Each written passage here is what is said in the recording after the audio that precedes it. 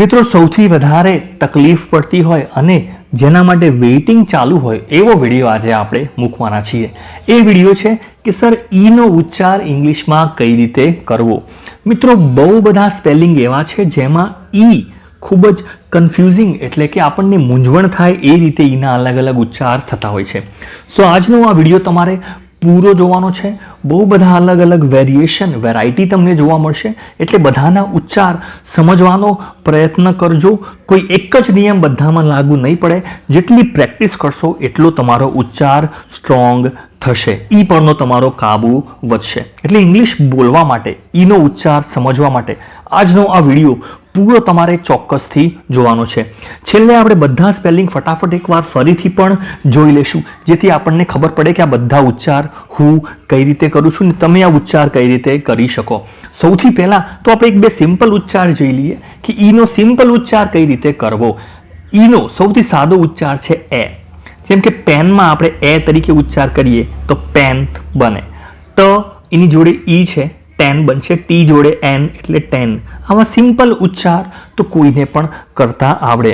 બીજો એક સિમ્પલ ઉચ્ચાર છે જો ડબલ ઈ જોડે આવતા હોય તો એનો આપણે ઈ તરીકે, ગુજરાતી જે સ્વર છે ઈ તરીકે આપણે ઉચ્ચાર કરતા હોય છે. જેમ કે એફ જોડે ડબલ ઈ આવે તો આપણે એને ફીલ તરીકે કહેતા હોય છે. ઈ લાંબો કરવાનો છે, ફીલ. ઠીક છે ને, ફીલ. નેક્સ્ટ સ પ અને જોડે ડબલ ઈ છે, S P double E D. આનો ઉચ્ચાર થશે સ્પીડ.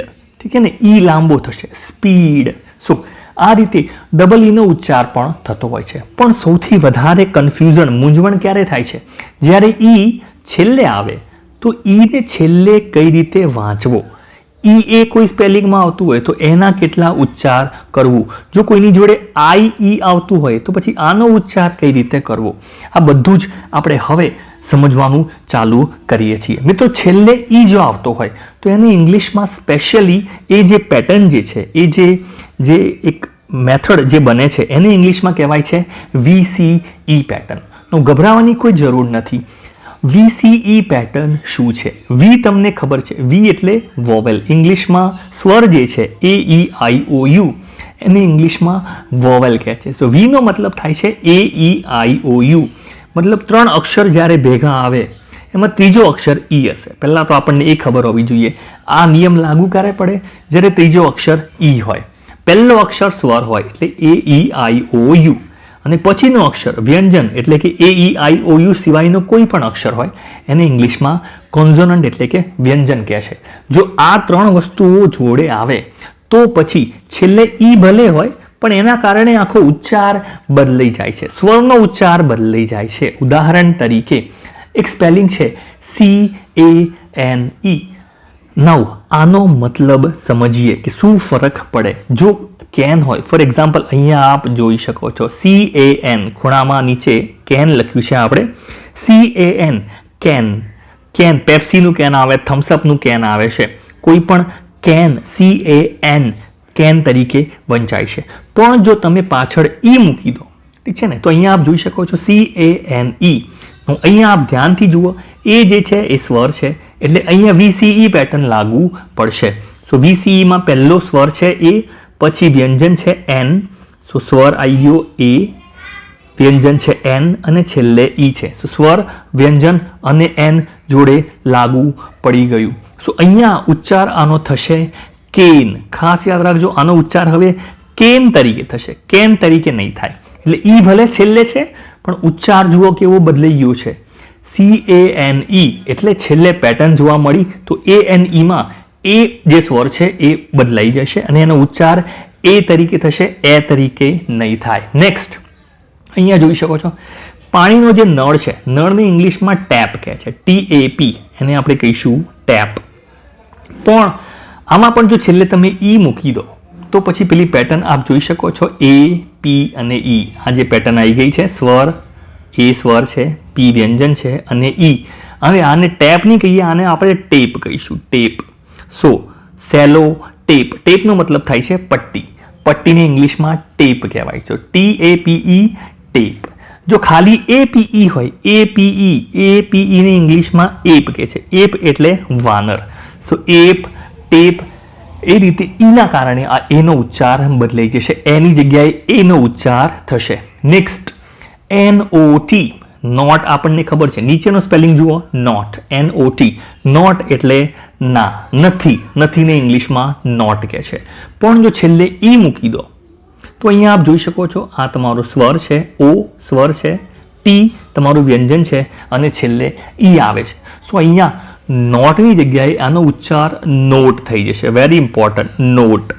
કોઈ પણ કાગળ જે છે એને ઇંગ્લિશમાં નોટ, નોંધને ઇંગ્લિશમાં નોટ તરીકે કહેવાય છે. 100 રૂપિયાની 500 રૂપિયાની નોટ ના કહેવાય, એને ઇંગ્લિશમાં નોટ કહેવાય છે. સો વીલ કોલ ઇટ નોટ. સો અહીંયા જુઓ, ઈ છેલ્લે આવે છે પણ ઉચ્ચાર બદલાઈ ગયો છે, નોટની જગ્યાએ નોટ તરીકે ઉચ્ચાર થઈ જશે શબ્દનો. એ જ રીતે CUT, આને આપણે કટ વાંચીશું, પણ છેલ્લે જો ઈ મૂકી દઈએ તો પછી જુઓ, સ્વર, વ્યંજન અને ઈ, આ કેસમાં આનો ઉચ્ચાર થશે ક્યુટ, કારણ કે પછી સ્વર જે છે એ મુખ્ય ઉચ્ચાર તરીકે થઈ જશે. યુ જે છે તમારો મેઇન ઉચ્ચાર એ નક્કી કરશે, એટલે કની સાથે UTE, ક્યુટ તરીકે આવશે. બીજો એક સ્પેલિંગ છે FLUTE. અહીંયા પણ આપ જોઈ શકો છો, આ સ્વર છે, આ વ્યંજન છે અને છેલ્લે ઈ છે. ફ અને લ જોડાઈ જશે અને યુ એ મેઇન ઉચ્ચાર તરીકે આવશે સ્વરના. ફ્લ્યુટ, વાંસળીને ઇંગ્લિશમાં ફ્લ્યુટ કહે છે. સો અહીંયા પણ ઈનો ઉચ્ચાર છે, એના કારણે સ્પેલિંગનો ઉચ્ચાર યુટ તરીકે થઈ જાય છે, ખાલી અટ તરીકે નહીં થાય. અહીંયા કટમાં ખાલી ક અને અટ આવે છે એટલા માટે. નેક્સ્ટ કોપ અને કોપ, COP, પોલીસને, ખાસ તરીકે વિદેશમાં પોલીસને ઇંગ્લિશમાં કોપ કહેવાય છે, COP, કોપ. તો પાછળ જો ઈ મૂકી દઈએ તો ઓનો ઉચ્ચાર ઓની જગ્યાએ ઓ થઈ જશે અને આનો ઉચ્ચાર થશે કોપ. તો COP ને આપણે કોપ વાંચીશું. COP ઈ પાછળ મૂકી દઈએ તો અહીંયા જુઓ VCE પેટર્ન આવે છે, આના કારણે ઉચ્ચાર એનો કોપ થઈ જશે. સો કોપ ઉચ્ચાર થશે કોપની જગ્યાએ. નેક્સ્ટ બીજી એક વસ્તુ છે IN, ખૂબ જ જરૂરી છે આ સમજવું. IN, આનો ઉચ્ચાર આપણે ઇંગ્લિશમાં ઇન તરીકે કરતા હોઈએ છીએ, ઇન. પણ જો તમે આગળ આઈ મૂકી દો, IN, અને પાછળ ઈ મૂકી દો, સો INE, આનો ઉચ્ચાર થાય છે આઈન, કારણ કે આઈ છે એ તમારો સ્વર છે, એન છે તમારો વ્યંજન છે અને જોડે ઈ આવે છે, VCE પેટર્ન છે. સો INE ને આપણે આઈન તરીકે વાંચીએ છીએ. સો INE, આઈન. આગળ જોડે F મૂકી દો તો શબ્દ તમારો બનશે ફાઇન, FINE, ફાઇન. ઠીક છે ને, INE. વેરી ઇમ્પોર્ટન્ટ, આ રીતે પેટર્ન બને છે. ફોર એક્ઝામ્પલ IME, આને કઈ રીતે વાંચશો? આને આપણે આઈમ વાંચીશું ઇંગ્લિશમાં, આઈમ.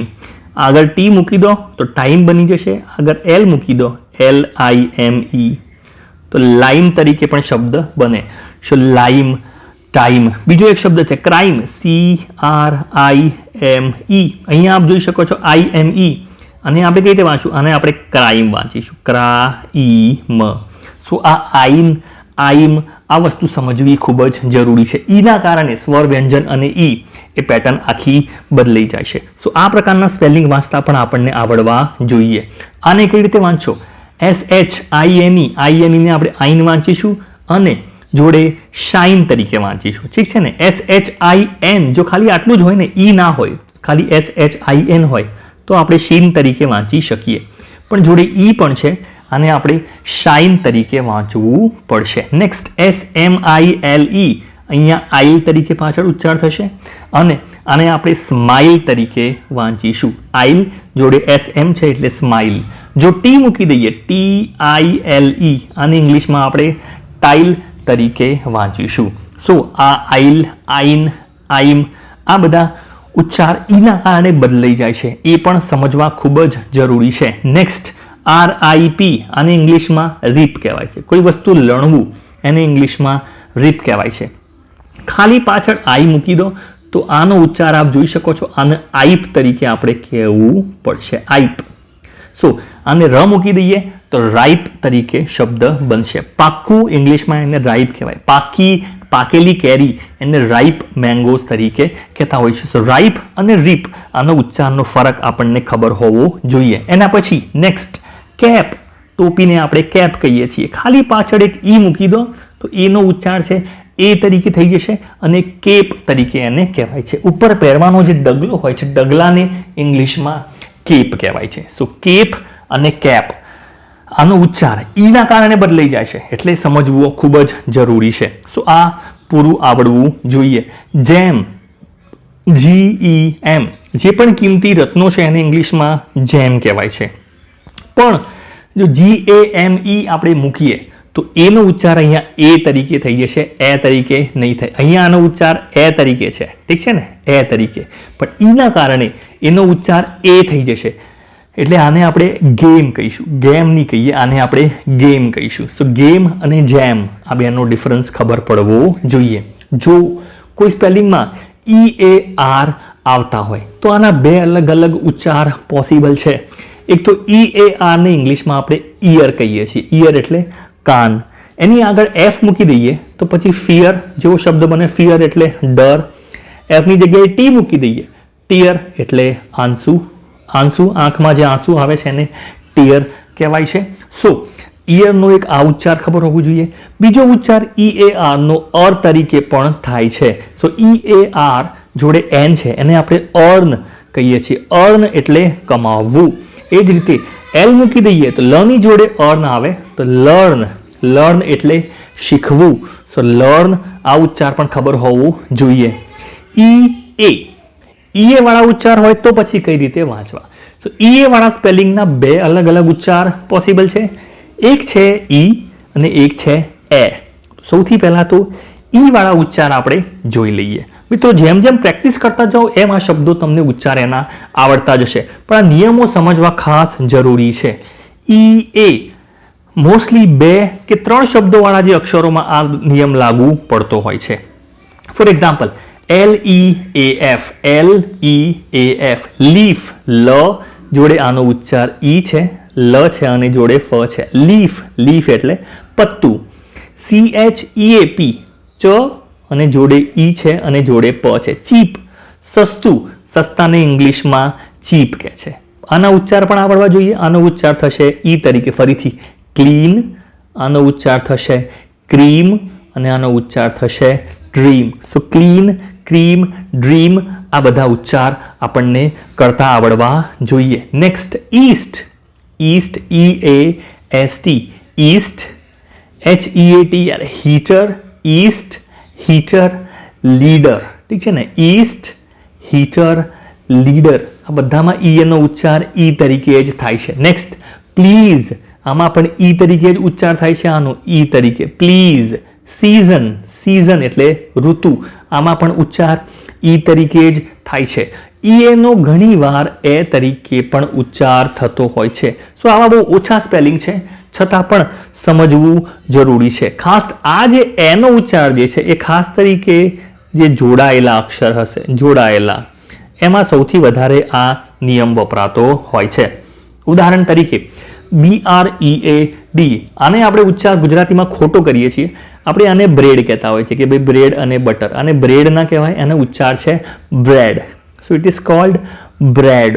બ્રેડ જે શબ્દ છે એમાં એ તરીકે ઉચ્ચાર છે, આનો ઉચ્ચાર એ છે અને આપણે બ્રીડ નહીં કહીએ, બ્રેડ કહીશું. આમાં પણ ઈ તરીકે નહીં પણ એ તરીકે ઉચ્ચાર થશે. ફેલાવવું એને ઇંગ્લિશમાં આપણે સ્પ્રેડ કહીએ છીએ. સ્પ્રેડ એટલે કોઈ વસ્તુ ફેલાવવી. મરી ગયેલું, આમાં પણ ઉચ્ચાર એ તરીકે થાય છે. મૃત વ્યક્તિ, ડેડ, ડેડ.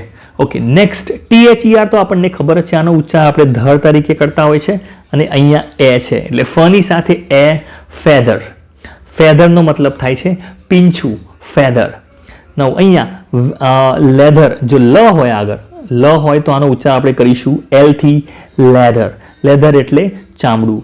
લ એટલે LEATHER, લેધર. અને લેધર ના કહેવાય, ઇટ્સ કોલ્ડ લેધર. લેધર એટલે ચામડું. મોસમને ઇંગ્લિશમાં વેધર કહે છે, વેધર. વેધર એટલે વેધર એટલે મોસમ, ઋતુ જે છે. મોસમને ઇંગ્લિશમાં, હવામાનને વેધર કહેવાય છે. બ્રેથ, અહીંયા પણ ઉચ્ચાર એ તરીકે જ થાય છે, અહીંયા પણ ઉચ્ચાર એ તરીકે જ થાય છે, EA નો, બ્રેથ. શ્વાસ ને ઇંગ્લિશમાં બ્રેથ કહેવાય છે. સો બધા સ્પેલિંગમાં EA નો ઉચ્ચાર એ તરીકે થાય છે. આ તો આપણે આગળ જોઈ લીધું. EAR નો ઉચ્ચાર અર તરીકે કરતા હોય છે. ફોર એક્ઝામ્પલ, EAR અહીંયા અર તરીકે કરીશું અને તમારો જે સ્પેલિંગ છે એ બનશે પર્લ, પર્લ, પ રડધો અને લ, પર્લ. મોતીને ઇંગ્લિશમાં પર્લ કહેવાય છે. સર્ચ, SEA, અહીંયા પણ જુઓ, અહીંયા ઉચ્ચાર અર તરીકે થાય છે. સર્ચ, કોઈ વસ્તુ શોધવી, આમાં પણ જુઓ જોડાયેલો ઉચ્ચાર જ છે, જોડાયેલા ઉચ્ચારમાં લાગુ પડશે. પર્લ, સર્ચ, અહીંયા ઈનો ઉચ્ચાર અર તરીકે થાય છે. એટલે ખાસ આ એક વસ્તુ આમાં યાદ રાખવી જરૂરી છે. અર્થ, પૃથ્વી, જે ગ્રહ છે, EARTH, અહીંયા પણ અર તરીકે જ ઉચ્ચાર થાય છે. નેક્સ્ટ જે છેલ્લે આપણે હવે જોઈશું એ છે EI. EI નો ઉચ્ચાર બે રીતે થાય છે. એક તો એ તરીકે થાય છે ઘણા સ્પેલિંગમાં, અને અમુક સ્પેલિંગમાં ઈ તરીકે પણ થતો હોય છે. અગેન બહુ ઓછા સ્પેલિંગ છે પણ સમજવા જરૂરી છે કે EI નો એ તરીકે ઉચ્ચાર કરવો હોય. ફોર એક્ઝામ્પલ, VEIN, વેઇન, આને આપણે કહીશું વેઇન. અહીંયા જોઈ શકો છો ઉચ્ચાર આનો એ તરીકે થાય છે, વેઇન. ફોરેન, વિદેશ, ફોરેન, આપણે ફોરેન કહેતા હોય છે, આનો ઉચ્ચાર છે foreign. Foreign, vein. Okay. Next 8 માં પણ 8 ઇંગ્લિશમાં, આનો ઉચ્ચાર પણ એ તરીકે થાય છે. નેક્સ્ટ ઈ તરીકે ઉચ્ચાર થાય એવા પણ સ્પેલિંગ છે જ્યાં EI જોડે આવે તો એને આપણે એ નહીં પણ ઈ તરીકે વાંચીશું. ફોર એક્ઝામ્પલ, BEING, બિંગ, આને વાંચીશું being, being. Next CEILING, ceiling, ceiling, ઘરની મકાનની છત, એને ઇંગ્લિશમાં સીલિંગ કહેવાય છે. બીઈંગ, અહીંયા પણ EI નો ઉચ્ચાર ઈ તરીકે જ થાય છે. પ્રીસ્ટ, પૂજારીને મંદિરમાં જે હોય છે, પ્રીસ્ટ, PRIEST, અહીંયા પણ ઉચ્ચાર ઈ તરીકે જ થાય છે. સો પ્રીસ્ટ, પ્રીસ્ટ એટલે પૂજારી. રિસીવ, સેન્ડ કરવું, મોકલવું, સામે મળવું, રિસીવ, અહીંયા પણ ઈનો ઉચ્ચાર ઈ તરીકે જ થાય છે, EI નો, રિસીવ. ચીફ, જે મુખ્ય હોય, મુખ્યને ઇંગ્લિશમાં ચીફ કહેવાય છે. ઠીક છે ને? સો ચીફ, ઓકે. મુખ્યમંત્રીને આપણે ચીફ મિનિસ્ટર કહેતા હોય છે. ચીફમાં પણ એનો ઉચ્ચાર ઈ તરીકે થાય છે. ઘણા સ્પેલિંગમાં ઈ પાછળ આવતો હોય છે પણ TURE જોડે વપરાતા હોય છે. જો TURE જોડે આવે તો તમારે બીજા કોઈ નિયમ લગાવવાની જરૂર નથી, એને આપણે ખાલી ચર તરીકે ઉચ્ચાર કરવાનો રહેશે. ઉદાહરણ તરીકે ફ્યુચર, આમાં ઈ માટે કોઈ નિયમ લગાવવાની જરૂર નથી. ફ્યુચર, ફ્યુચર સીધું બોલી શકો. ફ્યુચર. નેચર, નેચર એટલે કુદરત, ફ્યુચર એટલે ભવિષ્ય. ફ્રેક્ચર, હાથે વાગ્યું હોય અને કંઈક પાટો બંધાયો હોય, હાડકું ભાગી ગયું હોય, એ ભાગવાને ઇંગ્લિશમાં ફ્રેક્ચર કહેવાય છે. પિક્ચર, કોઈ પણ ચિત્રને ઇંગ્લિશમાં પિક્ચર કહેવાય છે. તો મિત્રો, આ જેટલા પણ સ્પેલિંગ આપણે અત્યાર સુધી જોયા છે બધા એકવાર ફટાફટ ફરીથી આપણે એને એકવાર વાંચી લઈએ. ચલો એકવાર ફટાફટ રિવિઝન કરી લઈએ. Pen, ten, feel, speed. જોડે જોડે બોલો ફટાફટ, જેટલું તમને સ્પીડમાં આવડે એટલો તમને જ ફાયદો છે. Next, can, can. કેનનો મતલબ મેં તમને નથી કીધો પણ ફટાફટ કહી દઉં. કેન એટલે લાકડી, શેરડીનો સાંઠો હોય છે એને ઇંગ્લિશમાં સુગર કેન કહેવાય છે. So cane. કેન પછી નેક્સ્ટ સ્પેલિંગ છે tap, tape. Not, note. Cute, cut. Cop, cope. In, આઈન, fine. Shine, smile, tile. Rip, ripe. Cap, cape. Gem, game. Fear, tear, earn, learn. EA, leaf. Cheap, clean, cream, dream. East, heater, leader. Please, season. EA, bread, spread, dead, feather, leather, weather, breath. Ear, pearl, search, earth. A, vein, foreign. 8, being, ceiling. Priest, receive. Chief, TURE, chur. Future, nature. Fracture, picture. Thank you. મિત્રો, video જોવા માટે ખૂબ જ આભાર. Thanks અ લોટ. Like કરો, subscribe કરો અને મિત્રોને શેર કરવાનું ના ભૂલતા. Thank you.